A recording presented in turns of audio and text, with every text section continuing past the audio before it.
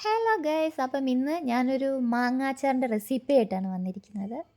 മാങ്ങയൊക്കെ ഞാൻ ചെറുതായിട്ട് അരിഞ്ഞെടുത്തിട്ടുണ്ട്. അതിലേക്ക് ജസ്റ്റ് ഉപ്പിങ്ങനെ വാരി വെതറിയതിന് ശേഷം നന്നായിട്ട് ഇവിടുന്ന് മിക്സ് ചെയ്യുക. ആ മിക്സ് ചെയ്യുന്ന സമയത്ത് എല്ലാവർക്കും ഉണ്ടാകുന്ന കാര്യമാണ്, നന്നായി വെള്ളം വരുന്നുണ്ടാവും. അപ്പം വെള്ളം വന്നിട്ട് നമുക്ക് ഒട്ടും ക്ഷമയില്ലാതെ ആ മാങ്ങയുടെ പീസുകളെടുത്ത് കഴിക്കാനായിട്ട് തുടങ്ങും. എല്ലാ ആൾക്കാരും ചെയ്യുന്നതാണ്, നമ്മൾ മാത്രമല്ല അല്ലേ? നിങ്ങൾക്ക് അങ്ങനെയല്ലേ?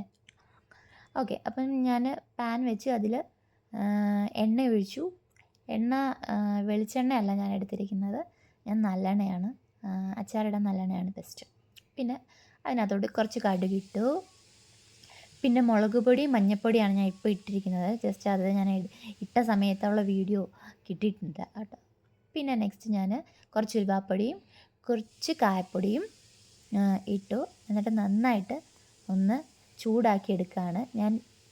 ഫ്ലെയിം നമ്മൾ ലോ ഫ്ലെയിമിലായിരിക്കണം കേട്ടോ, അല്ലെന്നുണ്ടെങ്കിൽ അങ്ങ് ഓഫ് ചെയ്തേക്കണം. കരിഞ്ഞു പോകുന്നൊക്കെ ചാൻസ് ഉള്ളവർക്ക് അതങ്ങ് ഓഫ് ചെയ്ത് വെക്കുന്നതായിരിക്കും ബെറ്റർ.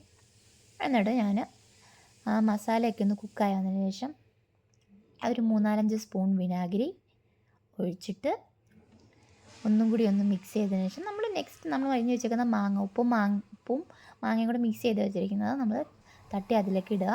എന്നിട്ട് നന്നായി മിക്സ് ചെയ്തെടുക്കുക. അപ്പോൾ നമ്മുടെ മാങ്ങാച്ചാർ ഇവിടെ നന്നായിട്ട് റെഡി ആയിട്ടുണ്ട്. അപ്പോൾ എല്ലാവർക്കും ഇഷ്ടമായിട്ടെങ്കിൽ കമൻറ്റ് ചെയ്യുക. അപ്പോൾ നെക്സ്റ്റ് ഒരു വീഡിയോ കാണുന്നത്. Tata bye, see U.